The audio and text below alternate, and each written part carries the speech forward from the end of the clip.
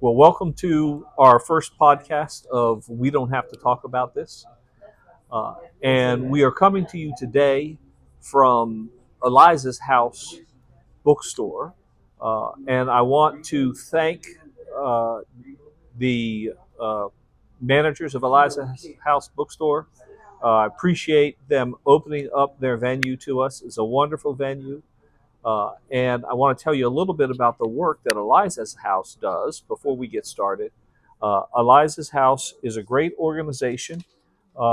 They started supporting women who had breast cancer. They have helped over 500 women needing financial services to cover expenses related to their breast cancer treatment.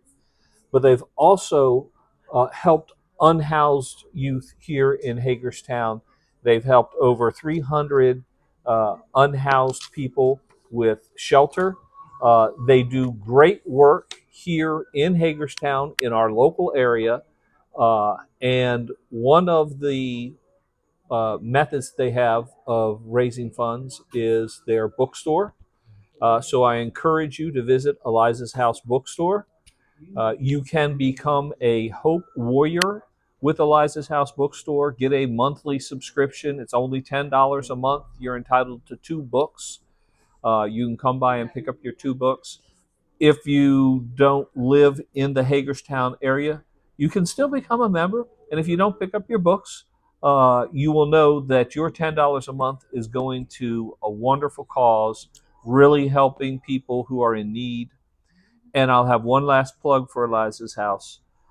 If you are getting ready to purchase a book through Amazon.com, stop. Go to Eliza's House. Go through their bookstore and order your book online. They are in partnership with bookshop.org. If you order it through Eliza's House and bookshop.org, you will be making a 10% donation to Eliza's House and the work that they're doing, and that's much better than your money going to Jeff Bezos. And so, if you're going to buy it by mail anyway, I encourage you support your local bookstores and support Eliza's House and the work that they're doing. Today, we have 2 guests with us. Our first guest is Victoria Carlos. She is the author of a book that traces her experience as she used genealogy to learn about her roots. And I had the fortune to stumble in to a meeting. She was talking about her book, and she welcomed me in so much so that I couldn't say no. And when I heard her story, she talked about the healing that she found through that genealogical research. And she said she thought that could be a model for America and the healing that we need with our problem of race. And I said, I need to have her on my podcast as the inaugural show for my podcast, because this is the root of so many problems that we experience here in America today. And the other thing that she mentioned was the concept of a Freedom Day. And I'll let her go into that concept a little bit more as she talks about her book. But I also want to introduce Tekesha Martinez. Tekesha Martinez is a mediator. She is a poet, and she is the former mayor of Hagerstown. And I would like, once we hear from Victoria, to then look at those principles, those lessons that we can get from Victoria, and look at how they apply here in Hagerstown, here in Western Maryland, uh, as part of this podcast. So, Victoria, Yes, sir. tell me about your book. Thank you. Well, first of all, the event was not for my book. It was a Juneteenth event. Okay, Yes, and you were trying to find another event at the I library. was, and my event was canceled, Mhm. but we call that serendipity. That's right. Serendipity. That's right.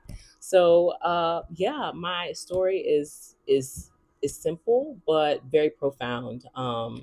I was just a regular American girl living my life, and until I wasn't living my life, and God completely transformed my life, and He told me to stop doing everything, including job, to find my ancestors. And I thought I was going crazy. I'm like, there's no desire in me to find my ancestors at all. But when I kept on applying for jobs, like to the point where I have a master's degree, I tried to get a job at a taco shop. And even the taco guy, it was an internship, not even a paying gig. And he said, ma'am, like, you're overqualified, like, get out of here. He's like, do something with your life. And I said, okay, I'm going to stop running from my calling. So I basically got my parents their DNA tested, and then went on the journey of finding my roots. And you had said that I had mentioned about a Freedom Day.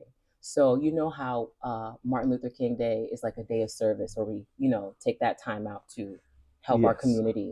I believe that Juneteenth, because people just think, oh, it's another free day. Like, please think about like your own freedom that you have overcome, whether it be through divorce, through trauma, through anything, and acknowledge that day the same way we do with, the freedom of the enslaved Africans in Texas.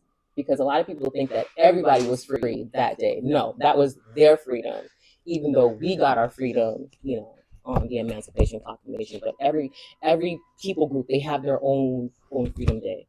For example, with my story, the last enslaved woman in my father's side, her name was Venus, no last name. And in his will, the slave owner, he willed her children to his grandchildren. And that was beyond the Emancipation Proclamation. So my ancestors were not free on Juneteenth. They were not free when Abraham Lincoln signed the Emancipation Proclamation. So, when you do your genealogy, that's another holiday that you can celebrate when you discover what it is. But also in your own life, you should think about, what your Freedom Day is. Absolutely. Yeah. Absolutely. So, talk to me a little bit more about the healing that you found through this process. I know that I'm going to point two things out. One, you talked about, if you're doing this, be prepared for surprises. Yeah. And two, that you found that healing. So I'm interested in both of those. What shocked me was I didn't know when I started this journey that I had such an aversion to Blackness. And that I learned later is a symptom of post-traumatic slave syndrome, which is an aversion to like, you don't like anything Black. You don't like the Tyler Perry movie. You don't want no fried chicken. You don't like nothing. Anything associated with your Blackness can be considered a symptom of post-traumatic slave syndrome. And I realized that based on the trauma that my father went through with certain white individuals in his life, and then he typecast the whole white community, he passed down his trauma to me. So I didn't grow up hating white people, but I thought that all white people hated me off the rip. And that shouldn't be anybody's default setting. That is also a symptom of post-traumatic slave syndrome. What I'm talking about is over parenting your children to prepare them for the white society that we're going to be living in. Now, there is some truth and survival mechanisms with that, but you can also cause trauma to the child when you do that. And even me, myself, I find myself doing it. But because I know these symptoms, I can correct that to make sure that I'm not passing that down on to my children. But I was not married, and I didn't have children when I went on this healing. So healing is a journey. It's it's something that we have to continue to go through. But how that healing came was through two major apologies in this book. So long story short, I found out through Ancestry.com. Sponsor me. I'm not getting paid to say that. None of us are getting paid for any of this stuff. I talk a great story about Eliza's house, but it's because it's a good thing. They don't pay me for that. That's right. But yeah, I'm going to shout them out because they connected me to a fourth a cousin who was a white man, and I was on the journey of trying to find my father's father. He didn't know his father, and I said, I know this is going to sound weird, but do you know who my grandfather is? And he was just like, no, but I'll search my records on your end to see if we can get to the bottom of it. Long story short, I found out that he is a descendant of the ancestor who owns my father's people. Try to don't lose me out. So the ancestor the slave owner who owned my people, his name was Joseph Gregg. My maiden name is Gregg. So that name survived all the way down to me. Wow. So the white man who I asked, hey, do you know my grandfather, is also a descendant from Joseph Gregg. Wow.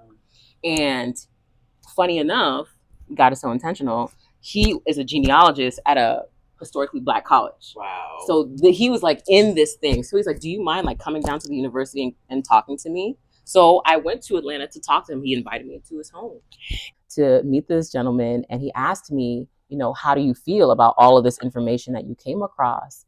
And I said, I'm overwhelmed. Like, I don't want to read another slave journal. I don't want to read another ship record. I don't want to read another will. I don't want to read another document because it's traumatic. It's bringing up trauma. And like I said, I didn't even want to start this journey to begin with. So I literally felt like God was torturing me. But I said, I'm overwhelmed. And he put his hand over his heart and he said, on behalf of me and my ancestors, I'm sorry for what my people did to your people. And that apology hit me in my chest because I didn't come to Atlanta asking for an apology. I didn't come to Atlanta seeking any restitution. I just thought that I was meeting a cousin and we were going to have a good time. And that apology unlocked something in my spirit. And I want every Black American who reads this book to put themselves in my shoes because I was representing all of us. I walked around for a long time feeling unworthy of that apology. I'm not going to lie to you. Because if you read my book from start to cover, I am denying this journey. I'm still trying to live my old life. And God is saying, you need to find your people. And I'm like, why do I want to do this? So I receive an apology like that. I'm like, I just like toss it like an alley-oop. Like, here you go. This happened to me. Receive it. So, And then another apology, even more greater, happened after that. So I tell the story to every Black person I meet and saying, like, somebody apologized. Walk in that freedom. Walk in healing, walk in forgiveness, and have this conversation with your white counterparts. Funny enough, after things settled down because we got emotional, I asked them, I'm like, why aren't more people having this conversation? Like, me and you are doing something. Why isn't this happening? And he fumbles around with his hands and he looks down and he says, because we think that you guys are going to ask us for money. And when I tell you, so I already felt like unworthy of the apology, like, because that's grand. But then it was like you twisted a butter knife in my spirit and then turned it because I'm walking around here unemployed. And he graciously like paid my way down there to go to see him. And I'm like this is awful. So any Black person who is inspired by my story, don't disgrace me by going to find these people and then wanting to sue somebody, because that's not what I want. And I have a fear that could happen. And if that is a legitimate fear for white people, I would still say take the risk because somebody's healing is on the other side of that conversation. Well, and I like your phrase, take the risk. Yeah. Because more and more, what we need to do is have people take the risk to reach out. Yeah. You welcomed me into that room in the library at Middletown. And you took that risk to welcome me. And I took the risk to go in because sometimes these are uncomfortable. That's right. But what I have found, and I will say this to everybody who's out there, take that risk. Yeah. We need to reach across. Yeah. We have too much separation, too much. It's self-sorting. If you look at the statistics in terms of where people live, where people work, where people go to church, people self-sort into two different groups. And I would say this is not on African Americans to fix our problem with race in America. we need everybody. Yeah. And so the next time, I'm active in democratic politics, and I can't tell you the number of times I've been at an organization and people have looked around and they said, we why don't we, what can we do to get more African Americans to come and join our group? Mm-hmm. And that's the wrong question. Yeah. The question that needs to be asked is, how can we join their group? Ooh. Sorry, that's good. How can we reach out to them? Yeah. And you were kind enough to welcome me in, but I will tell you, every time I have reached out to people, I have always been welcomed in. Yeah. And I met Tekesha years ago, before she was mayor, and I knew immediately when we met that same day. I had mentioned to her, we will be working together in some way in the future. I don't know how, but I knew she was doing good things. I wanted to do good things, and it was an immediate friendship. And first of all, I am so happy for the healing that you've experienced, and that's something that we should all celebrate. And then, if this provides an opportunity, on this podcast, we intend to talk about some of the hard issues that people don't really like talking about. But I always want to make sure if we talk about a problem, that we have a solution. It doesn't do any good to just sit around and complain about a problem. We need to talk about solutions. Absolutely. And that is one of the solutions that we can look for. And I think that your description of that Freedom Day, and recognition that it is not necessarily because there is a law or there is a document that says your property. That's right. There are many other ways in which people are trapped. That's right. In which people they do not experience the freedom that they should. That's good. And to be able to then look at that, and we're going to have to deal with that. And this is everybody. This is not limited to those who are descended from slaves. This is everybody. Economic slavery, where you're required, you got to do what you got to do just to get by.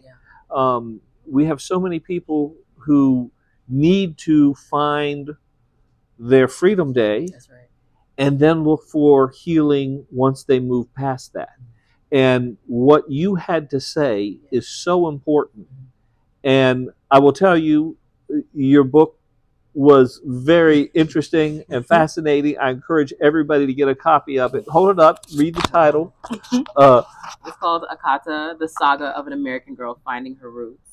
And that's a play on Roots, the Saga of an American Family. So, I've been dubbed the female Alex Haley. So that's the nod to him. And I'm going to let you talk to the folks who manage the bookstore here about getting a copy of that here. I'll leave that between you and them. But if nothing else, where can they purchase that book? Until you can get it here at the at the bookstore. You can also get it on Amazon. Or if you want to purchase autographed copies from me, you can go to OCC and Co. That's OSISI and Co.com. Oh, pretend you like each other. So, I was talking about when we first met. I said I knew that we would be working together in the future, and I hope that continues to remain true as we both move forward in what we do. So, give our audience a bit more of your background. I know you work in mediation. I know that you've been a poet, or that you are a poet. I'm sorry, and that you have been the mayor of the city of Hagerstown. So, please kind of introduce yourself to the audience and tell your story in your words instead of my words. Sure. Okay. Born and raised in Hagerstown. I didn't really think that it was cool to be a Black girl. Um, and really like understand my identity until I went into St. Anne's Infant Maternity Home. I got pregnant with my daughter at 17. Um, got pregnant with my daughter at 17. I was in the foster care system. I remember the woman saying to me, and I'm starting from my first child because I feel like this is where I started to grow up really. And the woman, my social worker, she said to me, Tekesha, you have been in a lot of situations where you have not been able to make any choices for yourself. If I know I'm not asking you to trust me, I'm asking you just to trust this process. And if you would just go to St. Anne's Infant Maternity Home, you could learn how to be a mom. You could learn how to take care of your baby. You could learn these different things, you know. And at the time, I'm pregnant. My kid's father is from New York. It was just all over the place. I went from reading a book a day, being a part of church, being just very engrossed in my church and in my community, to hating everything and everybody. And I know that it was at one point when I had to go to court, and my mom was at court. And I know that my issue with the system came because of navigating through the system with other Black women. And so the trauma may not have been directly to me as a kid, but when you walk into a courthouse with another Black woman who's taking care of you, who don't have the things that they need, and you see the way that they're treated, that's kind of where my issue with the system came in place. And so having to go to court, having to, what I feel like I was coerced into telling on my mom. And I felt very manipulated by power. And so I had 5 kids by the age of 25. Their fathers were in prison. My mother was on the streets of Hagerstown during different times in my childhood, whether it was an active addiction or it was just in homelessness. I took myself out of foster care at 18 years old, and I moved into public housing with my daughter, which was the worst mistake because I was not even on a starting line. I even put myself even further back. I had already, I'm a part of the system. I'm a ward of the state, and so is my daughter. And I thought, let me just get away from this social services and these people trying to tell me. And I think the breaking point for me was the controls with DSS and social services with my own child. And I was like, wait, that's what traumatized me. So family didn't. It wasn't those things. It was how people in this community treated the people that look like me, and me experiencing that caused so much harm. And so I removed myself out the system, moved into public housing. I had another baby a year later, another baby another 2 years later. So I have 4 daughters, 2 years apart, and then my son. I actually was at the Washington County Detention Center when I was pregnant with my son. I work for a reentry program now, and I tell people all the time, like, how do you go from being incarcerated for 4 months in the Washington County Detention Center, pregnant with your 5th child, for fighting, for someone who has tried to threaten your daughters? And so my past and all of the things that have happened in Hagerstown, I realized once I tried to leave Hagerstown that it really wasn't happening to me. Things were happening through me. So I leave Hagerstown. I go to Baltimore, and mind you, there's so much to unpack in my story. I go to Baltimore. I walk into an open mic, and it changes my life. I seen people, just in a free space. People were all over the floor. I mean, it was $5. You got a buffet, and it was like, what is this place? And it was freedom. I mean, people were saying what they wanted to say. There was pins throwing. And it was on a Tuesday, and it was like, oh my God, like I need this. I need this every week. So every week on Tuesday for 5 years, I went to the open mic. I was dating a guy. He got killed by police, 2011. I came back home because I was used to this trauma. I was used to navigating through the systems. I was used to walking into DSS, and someone that I went to high school, now the social worker, now is now treating me as if I am beneath her. Now I'm in Baltimore where I'm dating a guy and he gets killed by a guy who looks like us too. There's a different level of violence that was coming from my community that I wasn't used to. So I come back home. I come back home to Hagerstown. I'm in Hagerstown. I'm babysitting for my friend. Within 6 weeks, I was brought down the steps 3 blocks away from here at gunpoint by Hagerstown Police Department. They were looking for a man who shot gunshots in the park. I'm babysitting. I'm a woman, clearly, and they still brought me down at gunpoint. And so again, the trauma. And I realized, so this is why relationships are so important to me. I get down to the bottom of the steps, coming down the steps at gunpoint by the police, and I seen an officer who had arrested my kid's father. And I said to him, Curtis, he said, ceasefire. When he said ceasefire, it was in that moment that I realized that the relationships that you have, no matter who it is with, that's the most important thing. Sometimes your level of safety has to do with who you know and who you trust. And so from that point on, that led me into, I started open mic here. I started open mic a couple blocks away. People would tell me, I'd walk in all of our art institutions here were all being ran by white women over the age of 60. So if all your art institutions are all being ran by white women over the age of 60, here I come with this thing of spoken word. They're like, it'll never work here. It will never work. I'm like, I know poets. They are like slam champions. They're the most well-known spoken word artists. Said it wouldn't work. A friend of mine, relationships again. He owns a restaurant. He's like, hey, why don't you come do open mic? I started doing open mic here. Spit Your Piece started 15 years ago. Hagerstown was known as a premier location for spoken word. If you look at some of the artists and the poets that are out now, they've been to Hagerstown. They've sold all their product. And so that kind of leads me into becoming Firefly. I leave from Hagerstown, I come back, and now I have a voice. Like I carried a journal and my Bible everywhere. I didn't talk. I had kids, I talked to them, but I didn't talk. I didn't communicate much with people. And now I come back and I start hosting open mic. I remember calling my friend and I said, hey, I need you to come up and host my open mic. His name's E-Baby Poems, one of the most well-known poets in DC.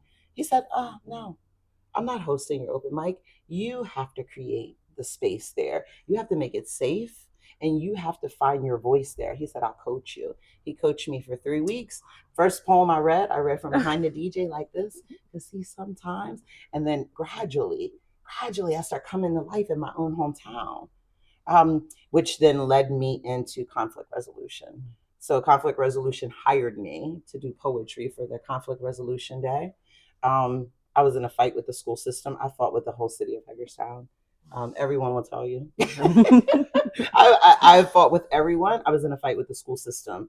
The executive director called me and said, hey, we have a position available. I just lost my job with the community center. A lot of my conflict has come from more so of people who are stuck that look like me, that wanted me to stay quiet, wanted me to stay stagnant. This is Western Maryland, and we can't control each other's voices in this space. And so a lot of my fighting that I then turned and had to do was with my own community. I had to then fight with my own community. And so I conflict resolution, I go from my boyfriend being killed by police, which was ruled undetermined up until 6 months ago. The Attorney General and Governor Moore did a whole, I'm scrolling, looking to see if anyone got killed, HPD on my watch, and I see his name. I drop my iPad, I cry for 4 hours. It got changed to homicide by police, and I realized that I wasn't crazy. And I realized that coming home, sometimes the thing that you try to run from in order to fix yourself, like I realized I had to come home. I had to come home and I had to do what I needed to do here. I have 4 daughters and a son. I must have my son in jail. My daughters needed to see me stand authentically in who I am. And I didn't know. I didn't know who I was. I had no idea. I had no idea what my identity was. I just knew that I was no longer okay with not being heard and understood, which led me into conflict resolution. I became a mediator. I started facilitating conversations between the police and the youth. So I go from being traumatized in one way, coming home, to now using my anointing to now help shift this entire region, to build relationships, to restore. My oldest daughter works at the juvenile facility, prison. We are both wards of the state. Now she's an employee of the state. My third daughter, she's taking the HPD for Hagerstown Police Department. And so here I am. I find out my grandmother used to clean for the mayor. I found that out in City Hall. I was elected as a councilwoman in 2020. Yeah. And the reason I ran for council is because I was fighting with the police department and with the mayor. And the mayor of Hagerstown said I wanted police hunted and killed during one of the most racial intense times in America. I found myself in my bathroom with the door locked and shaking. And I was like, wait a minute, what is that? And I realized it was post-traumatic stress disorder. I realized that. And I realized that there was not really a threat to me, that I was just responding through my nervous system to what I thought was a threat. And I came out that bathroom and I was like, no more, no more. I refuse to be in my own hometown and be scared. I refuse to be. I'm good. So that's a powerful story. That is truly a powerful story. And the success that you demonstrate serves as an example of the opportunity that we all have. And a lot of it comes, we have to go through, we go through a lot of pain. But at some point, you take as much control as you can. And what concerns me is you talked a lot about other people trying to suppress your voice, people that look like you that were trying to suppress your voice. And in the world that we're in today, we're sliding into an even more oppressive environment. We're sliding into authoritarianism. And for the people across this country, they're realizing it is not going to stop with African Americans. It's not going to stop with Hispanics. That oppression is spreading to everybody. And for those people who are new to that oppression, who aren't used to that oppression, we need to take lessons. We need to learn. We need to talk to those of us, those among us who have been experiencing this your whole life. And we need to realize that this is no longer us versus them. We are now all in this situation. And I believe that we need to do more reaching out to your community. And that's one of the reasons why my inaugural podcast is telling your stories and giving you the chance to tell your stories, because there is so much we need to learn. There are so many lessons. And one of the first lessons we need to learn is we cannot surrender. And we certainly cannot surrender even before they challenge us. And at some point, you can be in that bathroom consumed by fear, and you can say, no, I am not going to allow that fear to control me. That's right. It's okay to be afraid. It's just not okay to have the fear be in control. People, you have good reasons to be afraid. You have through your whole lives had good reasons to be afraid. But you cannot, you at that moment said you're not going to let that fear control you. Yeah, it doesn't make sense. It doesn't make sense. And I think a lot of things that we as African American Black people say is culture is really trauma, you know, and God has not given us a spirit of fear. And I know that. And so when the spirit of fear comes within me, I need to figure out why that's there. What is the root of that?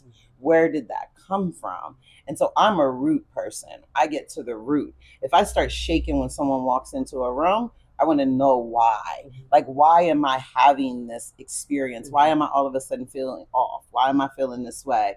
Because we shouldn't be raising our children in fear. And I realize that now as I look at, so I went into office, I had 4 grandchildren. I finished and I have 9 grandchildren, meaning 5 babies was born within 4 years. I have 4 daughters. And so 5 babies born, right? What a blessing.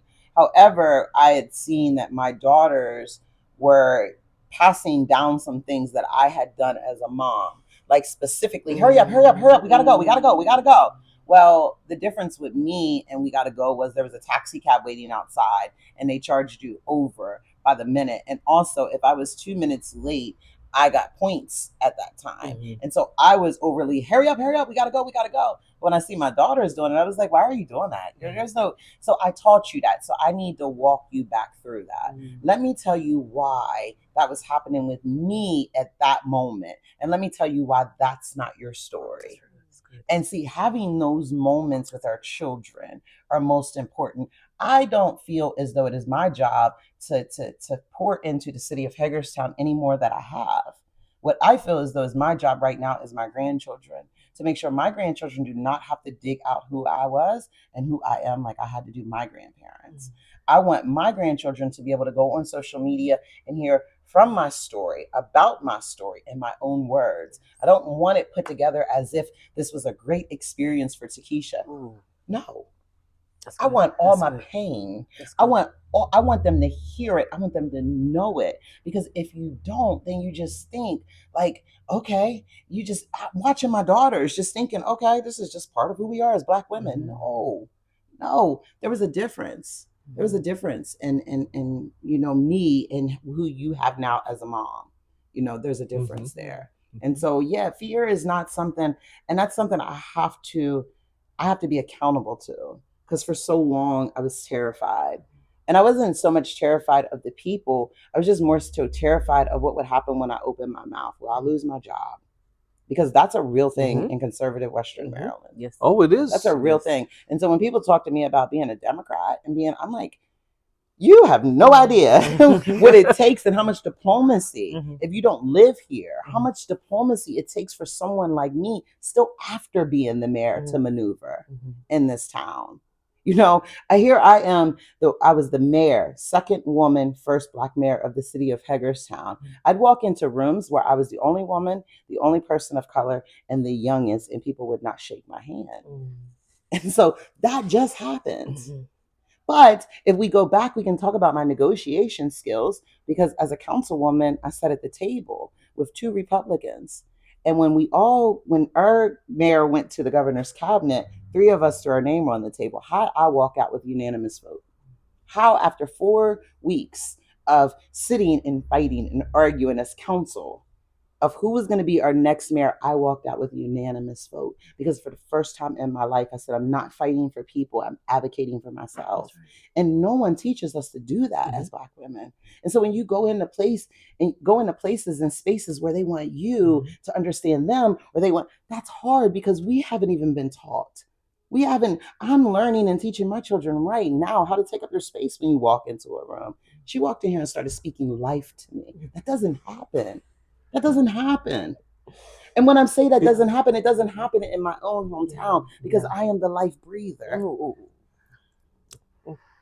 So I thank God for sending you, and I thank you for arranging this, because I needed that.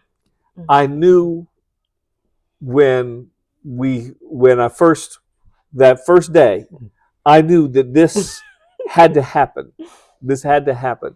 And the partnership, and it's the relationships. Yes. And we are, as a nation, reaching a point where those relationships, we need to go back to those relationships. We need to build sense of community everywhere. And that community cannot be exclusive of anybody. We need to include all elements of our community. And what has happened over the last decade or two is America, which already was fractured, has become even more fractured. As we lose those common sources of information, and everybody starts going to the internet and they find their own little bubble that they want to associate with, and some are negative, some are not necessarily negative, but they're still separating. And if you are a gamer and all you do is game all day, I'm going to ask you, gamers, set down the console, go out and talk to people. We hear on the media, they talk about the problem young men in America are facing. And I will tell you, the simplest solution to the problems you are facing for Everybody, young men, old men, women, persons of color, white folk. The problem is right here. Right. Put it down. Right. Put it down. Yeah. Sit down and have a real conversation with the people around you, the people in your community, Yes. people everywhere. I will tell you, people are afraid to have conversations across this racial barrier. They're afraid. Reach out. You will be welcomed. I'm telling this to all of my liberal white friends. Reach out. You will be welcomed. I have found throughout my entire life that when you treat everybody with respect, they treat you with respect. That's right. And you find yourself included in groups that don't have other people that look like you, but that's okay. You don't have to look the same. Yeah. And I realize that, people call it white privilege, right? Maybe, but the bottom line is people are people. Yeah. And we need to reach out. And the more that you reach out as a mediator to those Republicans gathered around the council table, you find you get unanimously elected. That's right. Right? And ours. Right, because what you have to do, I spent my life in the military, right? We have a common job to do. We don't have time to argue about what color somebody is. We don't have time to worry about who they sleep with when they go home. And I know we have a Secretary of Defense right now who's concerned about who people are sleeping with. Well, the simple answer is mind your own damn business, for one, and two, only sleep with the person that you're supposed to be sleeping with. That's number two. So if you're sleeping with somebody else, you're wrong. It doesn't matter gender. It doesn't matter race. It doesn't. If you're not sleeping with the person that you're committed to, then you're wrong right there. So those things are not the things that matter. What matter is we have work to do. Yeah. We have work to do here in Hagerstown. Yeah. You walk down the street here in Hagerstown, and there's renewal that's occurring, but not enough. We need more renewal. You walk down any street in Western Maryland. You go out to Allegheny County. You go out to Cumberland. And for years, they said out in Allegheny County, the biggest export they had was their children. And you had houses sitting empty. Right? We have communities that are disintegrating. And we don't have time to argue about silly things like what your skin tone is or who you sleep with. Those things are immaterial. We have real problems that we're facing that we need to address. We have a country where economically we're more divided than ever. And the wealth is all getting concentrated up at the top. And we need to address that. We need to come together as a community to address that. And I can't ask you to address it. I can't fix it. But together, everybody can address those problems. But we need to make sure that we have people who are focused on doing that. So that's my observation.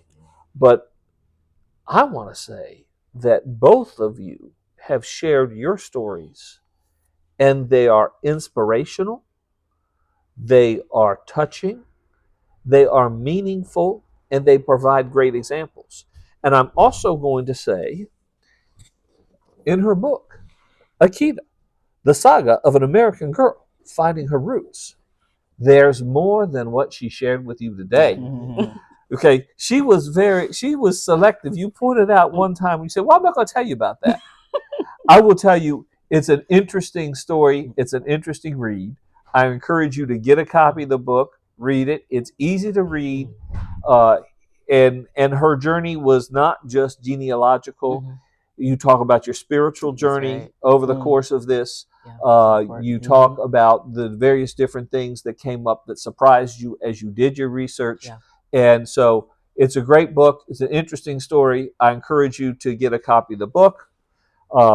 I want to also say again about Eliza's house. They're doing great work, both in terms of women who are suffering from breast cancer and in terms of homeless people. We encourage you to support them.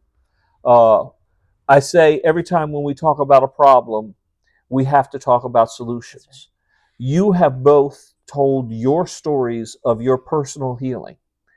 But I'm going to say that while I encourage other people to follow those paths and follow in those footsteps, we need more people who help reach out, who help make those connections, who help build those communities.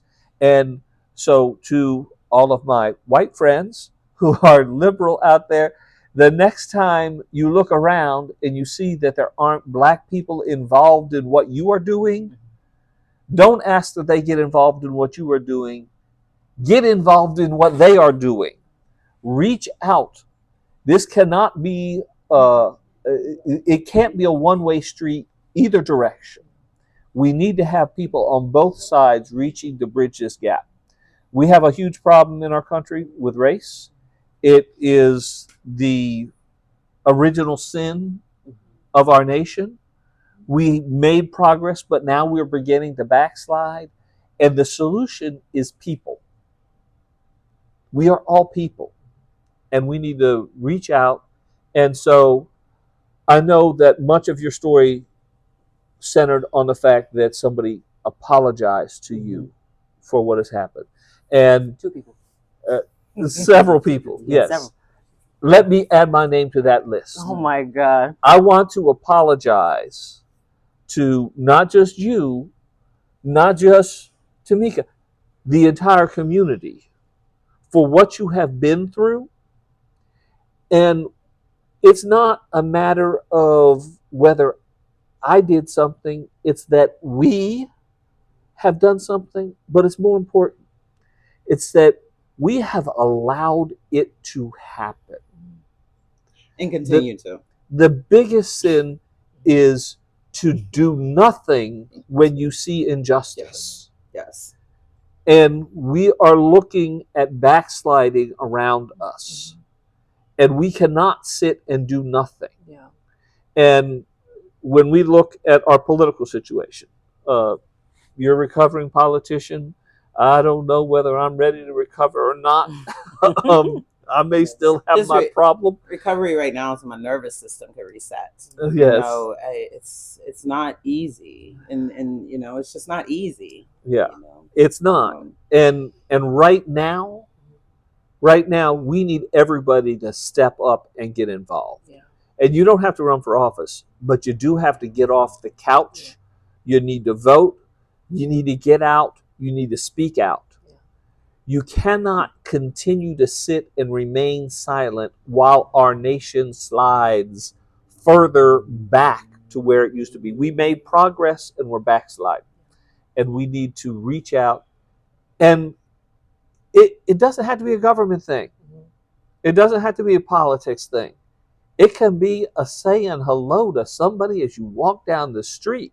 I will tell you, if you say hello to people, they tend to say hello back. If you smile at somebody, they smile back. And maybe you help improve that person's day just a little bit, but you certainly help to improve your day a little bit. If you're taking that positive attitude, you're working with others, you're trying to spread that positive attitude. Sorry, I have to cut you off.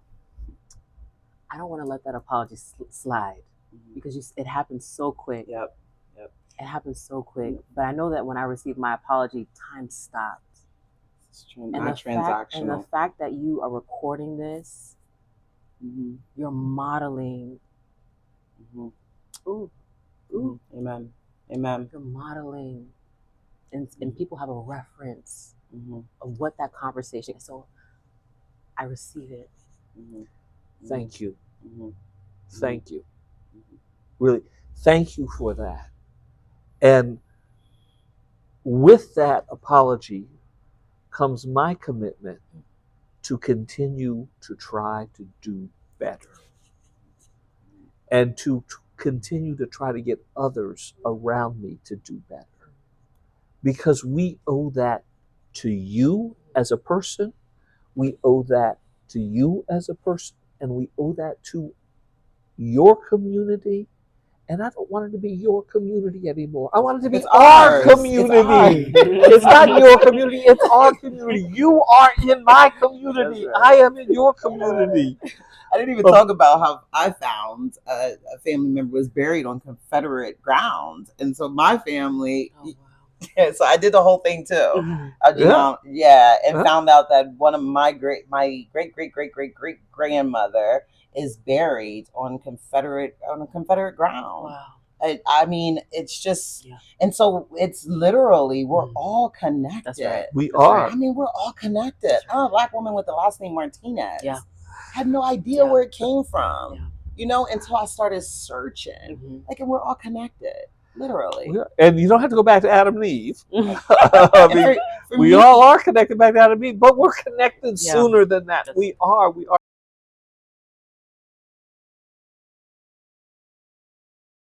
Conflict is so inevitable, and purpose has purpose. There's purpose in pain, and I really feel like the best thing that we could all do is create safe spaces for us to have communicate.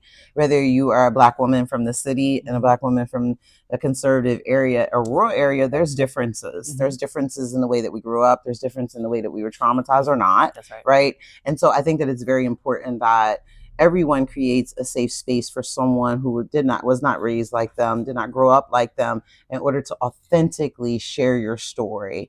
A lot of times we say, "How are you?" or Mhm. "Tell me your story," Mhm. and it's very transactional. That's right. And there's not any authenticity in the space. And when you create a safe space for people to communicate, healing happens, wholeness. Mhm. You start to feel whole. When she walked in, Mhm. start speaking, I won't forget it. I will not forget it, because it's something that doesn't happen. And so create those spaces, create spaces for Black men and Black women to Yeah. talk. A lot of folks, and we talk about the Democratic Party and what they could do better, and I think that they need to authentically listen to Black men, Yeah. and authentically listen to Black men that are Christian, that are over the age of 40. If you listen to Black men over the age of 40, you realize that they don't fit in anywhere. That's right. And so my call to action to community is to create safe spaces, whether it's man, whether it's woman, whether it's Black, white, whatever, just create a safe space. Thank you. I believe as a collective, not to paint us all with a paintbrush, but many Black Americans in this country, our shoulders are up here. And I realized that every time I received an apology from a white person apologizing for their role in slavery, my shoulders relaxed an inch, an inch. When I put my foot in Africa, and that'll be book 2, so follow me for book 2, I'm writing it, my shoulders relaxed even more. Wow. And I want that for every Black American, is to literally not have us not walk with metaphorical shoulders up here, because we're so tense. We're always looking over our shoulders. We don't feel safe. We're not comfortable. And I hope that my face in my book is a poster child that we need healing. Please Google just the 10 symptoms of post-traumatic slave disorder. It is not an official diagnosis, but it could be a framework of what we need to work on. And I personally, I'm not a therapist, but I encourage you to get therapy, but also do your genealogy, because you'll find out that certain patterns that you may be experiencing in your life happened generations ago.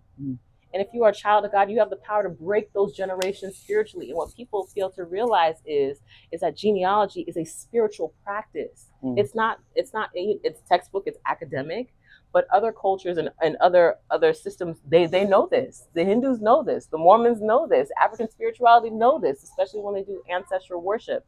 That is not what I'm advocating as a child of God, but I do believe that when we do our genealogy and we take a DNA test, we will get the answers to prove to who we are and how we can move forward. So my call to action is to be interested in your genealogy. Ask the eldest person in your family, what is your story? Why is it you do the things that you do? There's a certain quirk that I have. Is there anybody else in the family that does it? Collect these stories and then go to any genealogy service. like I said, Ancestry.com, you're not sponsoring me, but please sponsor me. But go on their site and find your people and then connect with other living relatives. I promise you, you're not on an island. And I believe that true healing and across the board will happen in America. Thank you.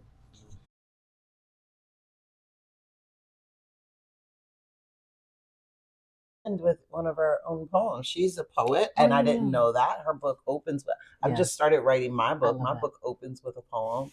Okay. How about if that's, how about I if would you love did that. two poems? I would love that. All right. I'm gonna do one that I already have. Yeah, I should memorize it. This is my way of. Okay, so this is my first book. So I didn't want to write a long introduction. These people don't know me, so I just opened up with an original poem that's untitled. You can't run from who you are, colored girl.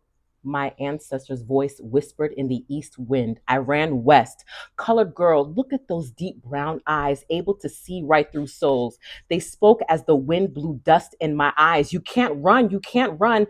I hid in the cracks of the mountains. I spat in my hands and cleaned my eyes. And suddenly I saw people before me, but they looked like trees. Look at your stance and the softness of your shoulders, colored girl. They're soft because you're standing on our rough backs. Take a closer look at us. I rubbed my eyes again and found myself on top of a tall oak tree. I looked down and I saw my ancestors looking back at me. There was nowhere for me to run. It's your turn to carry the crown, colored girl. I bowed my head and surrendered and called upon the God who sustained them. Whew. Amen. Amen. Amen. Thank you. Thank you. That's your final word? Yeah, I'm done. The end. My poem's a little bit longer. Mhm. Yeah. And I think that's at the end of the poem, you should really express yourself or something. Oh, Okay. All right. Am I my sister's keeper? Absolutely. And I can guarantee with the release of these seeds spit directly into your spirit, when it quiets down, you will hear it. Peace, peace, peace, peace, peace. My sister at ease. Don't fight the light. And I'm not here to minimize the plight. I'm just saying, no bad bones amongst the home team. Confront them out and get back to your dreams. Divine alignment, sibling assignments. My sister, I know a tribe that's not blinded by Mr. and can't be bought by the good old boy system. And I got your back. Matter of fact, I've discerned the attack. I binded it up and I sent it right the hell back. Yes. And my sister's keeper. Absolutely. And now that you know, I said, let my sister go. No more control, no more holds. The system's been dismantled with love. I snuck in like a dove, then roared like a lion. It's been handled. No more trying. The enemy has been defeated with pure truth and light. Distractions is to get us off track. We're going to stop falling for that. Love sets us free. This faith-filled poem is a key. My sister at ease.